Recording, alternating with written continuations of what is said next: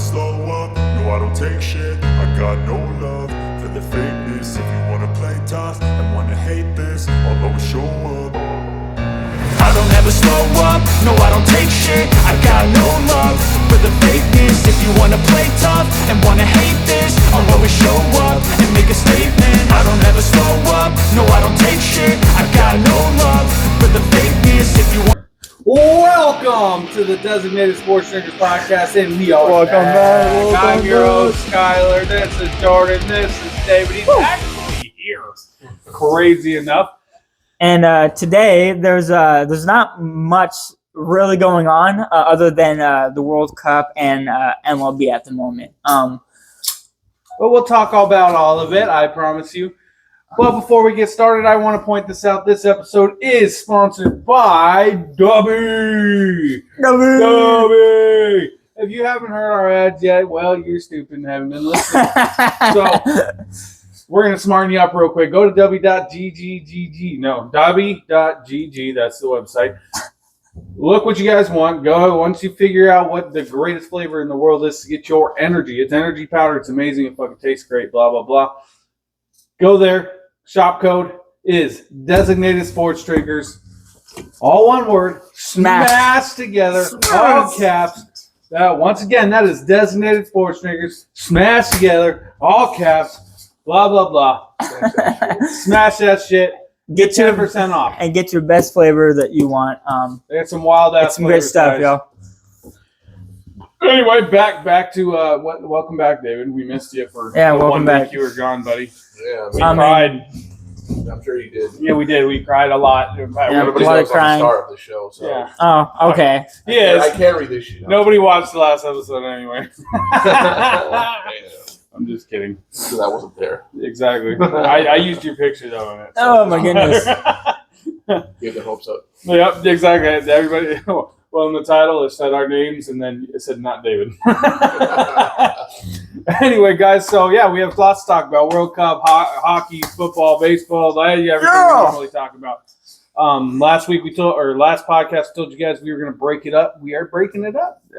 Each person's going to have a little thing to talk about. I'll have a couple sports. He'll have a couple, and then he'll do the last one.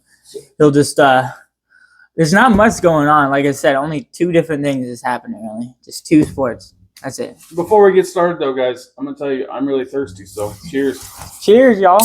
We're drinking tropical beer hug again. Hopefully I don't drink too much this time. Last Right, time well, I got right, way alcohol. too fucked up. You know, we got the good gear, you know what I mean? I blame the vodka. I had vodka last time, so that's why. Oh, they saw. I'm not going to be doing that again. I will not. No, we got lots of beer this time, so we're good. Oh, yeah. Let's start with the World Cup. Jordan has been falling in love with soccer. I don't know. I've been getting into World Cup.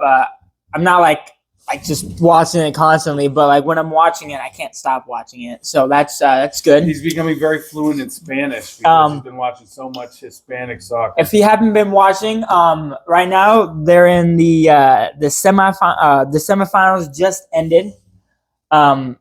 It was Spain against France and Argentina against England. Just so you guys know, in reference going into this game for Spain, they only gave up one goal this whole World Cup. Only one, and it was against Belgium, and that was a team that came back against another team like in the very end down 2-0. So like the fact that they were able to score is kind of nuts. And they've only given 5 shots on goal this whole time as well going into this game. That's fucking. And then they go and smack France 2-0. France had no chance. They sent those French home. France was playing really good. They had one of the hardest, if not the hardest, lineup going into it, like the hardest matchups, you know. So, and they were holding themselves really well. France was a definite favorite, and the thing is, but if you watch any part of the game, France they played defense to the point of they were trying to bend and not break. Mm-hmm. They were like, we're not going to play offense. We're going to play such good defense. You're going to get tired, and we're going to score. Exactly. And they got tired, and Spain scored anyway. Yeah, Spain, some reason knows how to really hold themselves on defense. They're insane. That is incredible that they were able to do that. The Argentina against England game, Argentina won What a 2-1. Fucking ending. But how that happened? What is it? They had 2 late goals. It was nuts. I saw the tie goal, and then like I had to go back to work. And then as I walked out the door, the second one happened, and I'm just like, what the heck just happened? There's one difference between Argentina and England. The one difference maker, and his name is Lionel Messi. That motherfucker. Messi's good. My coworker goes, "Did Messi score?" I look. I'm like, "No, he didn't score, but he assisted on both goals." Yeah, Messi is insane. He might as well fucking scored. And that last one, you are fucking wrong. Insane corner kick to a headbutt. Both on the same person. I think the same person scored both goals. If I recall, if I have the name, La Abriceleste. I can't just say his name. These names He's are from Argentina. But I think he scored both of those goals. So that guy's nuts. Insane. And to do that at the end in this time right now in the semifinals is nuts. Well, that's what happens when you have the GOAT as your fucking I still don't think we're not Ronaldo's a great soccer player. I still don't think they have do you think Messi has what it takes to win against Spain, a team that has not giving up just only one score? Yes. You really think so? Yeah, if it's anybody, it's him. It's him? The storyline is just led so perfectly into him going back to back. It's like Michael Jordan, Wayne Gretzky, and Tom Brady combined for soccer. Bingo. He is the greatest soccer player to ever live, and if anybody can do it, it's him. Hey, but if you guys are into placements and wanna see someone get in third place, well, you're in luck because soccer in the World Cup does that. And it's a hell of a third place game. I know. It's going to be France against England to see who's in third place. It's so weird because they're not going to play their big starters. You know what I mean? They're going to go back home or go to their team. Like the MLS is going on right now. So the great players who are in the MLS are going to go back to their MLS teams. They're not going to go like, hey, I got one more tournament. No, who gives a fuck? You're going to let a young guy play or something like, the guys who didn't get to play much in the World Cup, they're probably going to get their shot. Is Messi in the MLS now? Yeah, he plays for Miami. Yeah, he literally turned them from worst to best. I think that's a brand new team too. Yeah, Messi's that good. Yeah, they paid for him to come, and he came everywhere. One more all over Major League Soccer. What do you think? What do you think about Ronaldo? Before we end this, I think Ronaldo. This is his last, right? As well. Yeah. Yeah. So Ronaldo is done as well. Great player. Two great players in the game are now going to be done. At least in the highest, World Cup stands. That's incredible. That'll be weird. Some new guys are gonna have to step up and show what they're worth now. You know what I mean? The big storyline, other than the World Cup thing, is who's going to have the Golden Boot. Messi and Kylian Mbappe both have the most goals ever scored in World Cup history. And they both get one more game. All right. Mbappe plays for France. If you guys don't know, Messi plays for Argentina, obviously. So we'll see what happens. Yep. It should be fun. Well, I guess Argentina pulls it out. Messi gets his second World Cup. Yeah, man, I think so. Yeah. And that game is played on Sunday, July 19th. So tomorrow for us. And if you want to see the third place match, it's July 18th, which is today for us. But yeah. Hopefully you guys already watched it. By the time this loads up, Dave. I know, but we're just letting you guys know. If you watched it, kudos. If not, go back and watch it. Yeah, go watch it again. Yep. Yeah. All right. Well, there's baseball. There's the soccer. The World Cup is pretty lit right now. It's gonna be a nice game though. Spain against Argentina. That's gonna be a very nice game. I don't think anyone's gonna be scoring until the end. Honestly, I don't think anyone's, and it's gonna be insane. Messi's gonna put up 3. It's gonna be insane though at the end. I think at the end they're just gonna start scoring like back and forth, and it's gonna be like from 0-0 to 2-2. And next thing you know, I don't know what's gonna happen. 50 to 50. Yeah, largest soccer score ever by like 20, by like 40. plus. two Yeah. best teams in the world and fucking score 50 on each other. Would the goalies just die and not fucking get back up? I think so. They can't stop nobody. And that's pretty much it for the World Cup for soccer. So go watch it, guys, tomorrow or yesterday. We'll mention Whatever it. time We'll you're mention it watching in a this. couple weeks. I'll try to put this video up Monday. We'll mention this in a couple Right. weeks, or maybe he'll just put a short at least of them winning or whoever winning. You know. Yeah. I'm working less hours now. No more 12s. Oh, that's good. Yeah, 2 hours less. Baby steps. Yeah, baby steps. We're getting closer.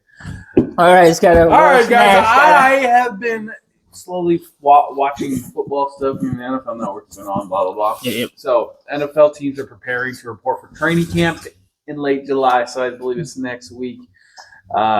The months are coming to the slow summer months are coming to an end. There's lots of shit to talk about, honestly. On July 15th, the franchise tag had his deadline, so you can't franchise tag your people or re-sign them to bigger contracts. And they're stuck. The Cowboys, my boys, they're genius for letting George Pickens play out the tag because it's probably the smartest thing Jerry Jones has ever done, honestly, because he's a volatile asset, right? So meaning he played really good fucking last year, but before that, he wasn't very good for the Steelers. He was all right, but he had he was a whiny little bitch. Anger problems. So exactly, they're making him earn his mega deal on a prove it deal, right? They forcibly tagged him. Sounds like he's a lot happier in Dallas. So He is much happier, and he was. That's weird because top how do you be three happy in Dallas? You never win.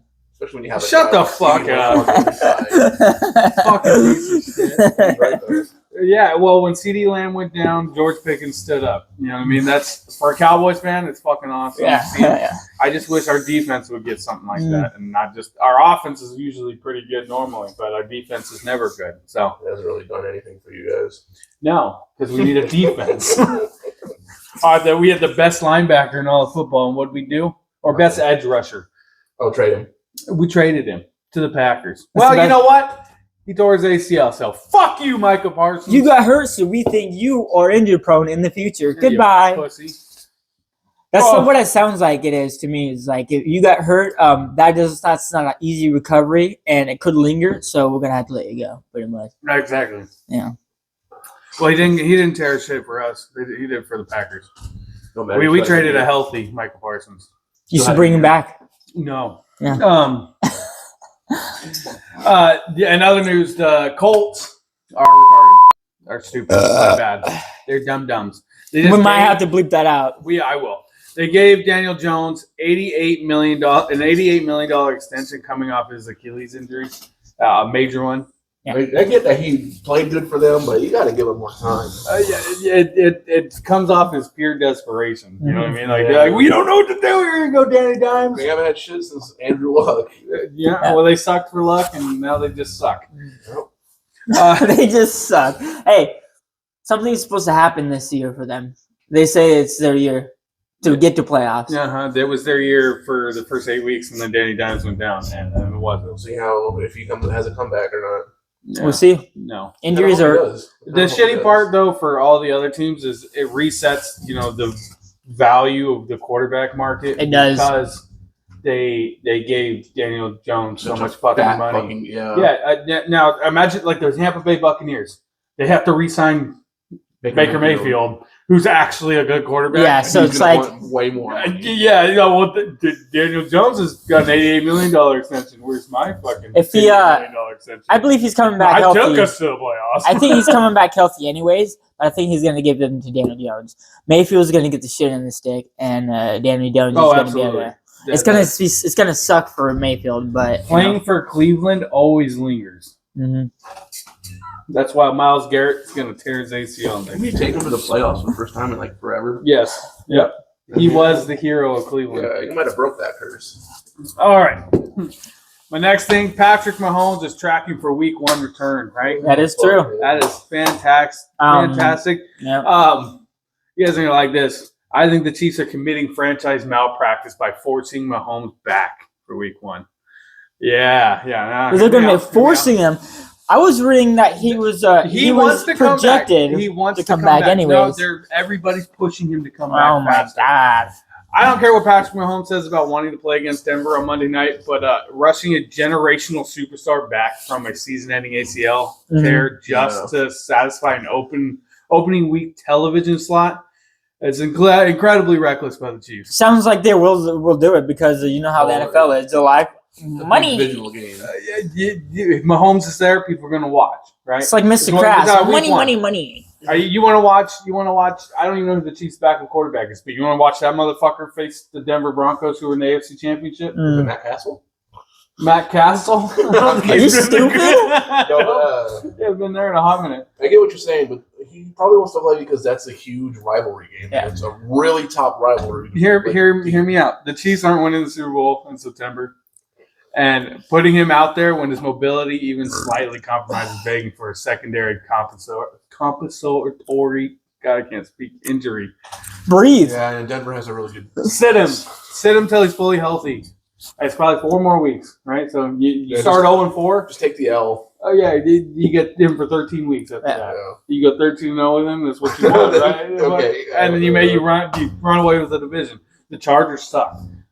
They don't suck, but they're going to go 9-8. I was about to say, it's like, what are you talking They're about? going to go 9-8. The Raiders, they're going to suck. Fernando Mendoza, whatever, they're not going to do a motherfucking thing. And the Broncos, they'll probably be good again. But and maybe that first game will come down to mattering, but it won't matter if at the end of the year Patrick Mahomes is hurt again. So accept the slow start, Kansas City, and protect your $500 million fucking asset. Yeah. All right. No, I agree with that. Insane. Next thing, the NFL Top 100 revealed that players are stupid. I've been saying this for like fucking 5 years, man. Yeah, and you know what? I finally agree because this is insane. Dumb. Chris Olave got number 64. It just proves that exactly what it said, that NFL players are stupid. They're the worst sports evaluators in the world. We treat the NFL, people in general treat the NFL Top 100 like the gospel, right? And because it's voted on by players, because, you know, they're in the game. They see this shit live, blah, blah, blah. Well, you know, what's that fucking disease when your head gets hit a lot? That's what they all got CTE? going. CTE. They all have that. That's why this is the issue. The latest drop proof, they just vote on name recognition and highlights. Chris Olave at number 64 is a fucking joke. If you don't agree with me, fuck you. He put up empty calorie stats on a mediocre Saints team. They were fucking trash in a fucking trash division, placing them ahead of guys who actually impact winning or anchoring a postseason offense. And shows that the players are just voting for their friends and guys. That's what I'm saying. The voting is just cool. off of just like because I like you as a person, not they're like, hey man, that's my buddy. We went to college together. Hey, did you guys see that one play he made in week 1? Where he dove and caught the ball. Remember that year he played really well? Dude, yes. You know what I mean? Like, what the hell? That gives you a whole year of being number 64? No. Fuck you. NFL players, get your fucking brains your shit together. Yeah, what the fuck? All right. Next thing. And this is going to hurt him. You might enjoy this a lot. This was... Hurt me. The Super Bowl defense of Sam Darnold begins. Sam Darnold's Super Bowl run was a complete fluke, and Seattle will miss the playoffs entirely this year. I don't know about missing the playoffs. Let's stop pretending Sam Darnold suddenly turned into Tom Brady. Going entirely turnover-free in the postseason is a statistical anomaly, especially for Sam Darnold. That will never happen again. Yeah. Now Seattle loses offensive coordinator Clint Kubiak to Vegas and replaces him with Brian Fleury and expects his same exact production. The league has a full year of tape with Mike McDonald's offense and Sam Darnold running it. The regression is to the mean is going to hit like a freight train, and Seattle's going to finish third. I think. I fucking hope so. I think I don't think it's going to happen. I think it's going to be the Rams. I'm not sure what's going to happen, but I think it's going to take several games to get the flow of things with this new setup. With this new I could be wrong. managers. Okay, I'm giving you my projection. And I'm my not gonna thought say on it's it. gonna come out the game, but whoa, what's going on? They're winning for no reason. That's not gonna happen. What's gonna happen is it's gonna take several games for them to set in. I don't know if they're gonna play well when they set in, but like when they set in, they're gonna be playing to where they're not gonna be making huge mistakes. Like those teams that are atrocious, where they just make mistake after mistake after mistake, and it's like, what are you doing? Game over after first quarter kind of thing. I think if Mike McDonald can figure out how to, I know he trusts a lot on his offensive coordinator because he's a defensive coach. We'll see where Brian Fleury is. Clint Kubiak's a great offensive coordinator. It's just gonna take time. Head coach, like we so much has changed. Like so much, we got rid of three different managers. Right, 3 of them. Managers, he lost a shit ton of defensive players. Yeah, no, but like You lost your owner. no, that's what I'm your saying. owner was even like, well, we're done. Like you Sold can change players. You can change players and get different players and be fine. But when you start changing management, like to the extent like we did, 3 of them, and then owner as well, it's like it's literally changing everything almost. But we have to keep everything the same somehow. What we've been doing, that is. The good thing about Mike McDonald, and this is my only argument against what I just fucking said, was McDonald does not put up with anybody's shit. He doesn't care if you're a trillionaire in the NFL. If you don't fit his system, you're not fucking playing. Which is why I think they're going to be fine. It's gonna, like I said, it might take a few games. It might take a few games, but they'll be fine. I think that they're going to expose Darnold for who he really is, which is a trash fucking quarterback. But it's not going to matter because Seattle's defense is just too fucking good. Yeah, that could be a thing where Darnold doesn't have to do anything at all this year, and because that defense is just too good. I guess real quick, score 14 points, they can probably live off that. Yeah, well, see, so I wonder. The big question is, if Darnold plays bad enough because the defense is good, do they bench Darnold for that young kid they drafted last year out of Alabama? If he's atrocious, yeah. If he's atrocious and they're not in the running and they need something to happen and they're playing bad, yes, but it's not until then. They did sign Darnold to big. Yeah, they did. I think But they would probably ride with him for a bit. yeah, they'd have to wait until he's literally atrocious this year. Well, we spent all this money. That's the same reason the Browns are going to start fucking douchebag Deshaun Watson. Yeah. Because they guaranteed him $280 million, so they might as well fucking earn that shit. So, go out there if you're tear your ACL again, at least we have a reason to not play you then. If Sam Darnold doesn't do well, like midway through, partway through, whatever it is, and they are literally at the point where they have to win or they're out, do you think they bench Sam and give that young guy a chance? Do you think that's his key? If Darnold's doing atrocious in the season, do you think you bench him and try the new guy one last hoorah and see what happens? If they're one game season on the line, he's playing atrocious. You think you put the new guy in? I mean, what do you got to lose? Other than if they're 3 games out and Darnold ain't playing well, he's losing games for your team. Right. You're playing Madden. What do? Do you play Darnold some more? Or do you throw? I know you would never play as the Seahawks. That's a difficult question because I think it would keep Darnold in. Yeah, well, you got a soft spot for him when he was. No, it's not that. It's just if we're playing Madden, it's the stats. Obviously, his overall. Yeah, his overall. What the fuck? You're talking about an 80 overall versus a fucking 50. In real life, I would probably put. Give the kid a shot. Just to see what happens in the light, I would even put Milroe in earlier than that, just to tell Darnold, hey, if you don't fucking fix your shit, this is gonna happen, and then put him back in after, But who knows? Like bench him for like a play or two and be like, hey, this is a game or I was saying like a game. Okay, I was betting like a quarter. If you bench Darnold, right, and then Milroe comes in and throws 3 passing touchdowns and goes perfect. Then what do you do? He's coming in next game then right away and seeing what he does and then flop again if he's the treasure. And then the next game he throws 3 picks and can't try and complete a pass. Now you're like, what do we do? What do we do? Why do we suck so much? Start doing flea flickers and shit. Fucking all right. Oh my god. All right. Moving on. Last point for football. Training camp is opening across the country, and boy, oh boy, you guys are gonna like this one. Rookie quarterback starting week 1 is a scam cooked up by GMs trying to save their own jobs. Yeah, I can see that. As training camps open and coaches start hyping up rookie quarterback battles, let's call it what it is. A scam. Look at Kevin Stefanski in Atlanta or Clint Kubiak with the Raiders and Fernando Hernandez. Fernando. I would say Fernando Hernandez. Fernando Mendoza. I think I called him Hernandez earlier. He's Mendoza. Sorry, people. GMs and coaches pushing these rookies onto the field in week 1, not because they give the team the best chance to win, but because a rookie quarterback buys a coaching staff a 2-year shield. Yeah. But are we complaining really? Because it's football early as shit. So yeah, but the thing is, like, you look at the Packers, right? Yeah. How long did Brett Favre sit before he got to start? Like a year and some change, right? 2 years with Atlanta, not doing shit. Was he with Atlanta for 2 years? He was drafted by Atlanta. Well, I know that. But yes, he was 2 years. He was 2 years. He was traded to Green Bay, and then he sat for about a year and a half, like you said.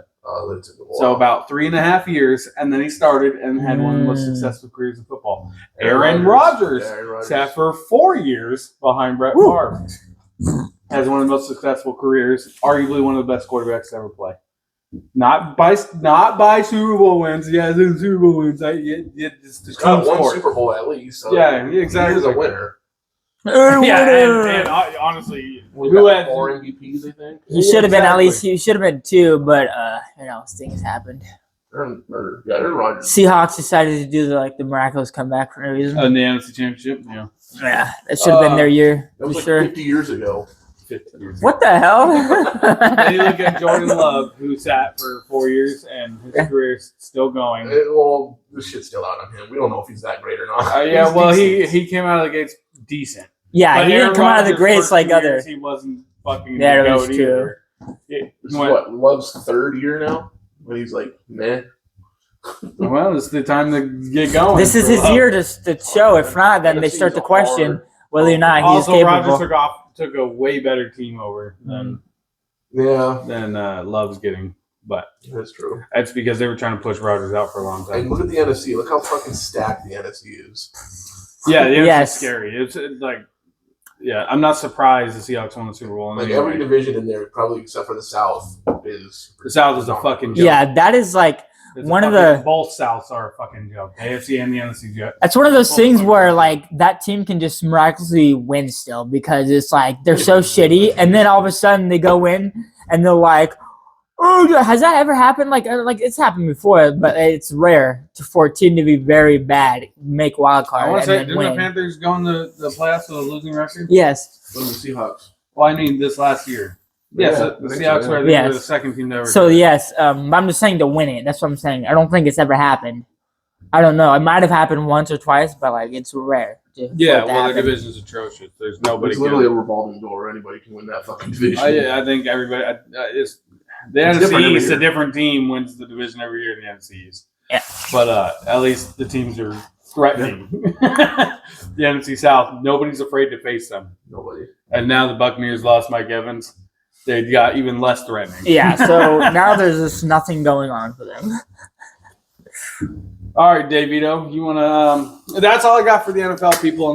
You got any injury report? There's not. I'll be updating injuries when the preseason starts. So early August, so about 2-3 weeks probably. I'll be talking about it because by then we'll know definitively who is going to be injured on day 1.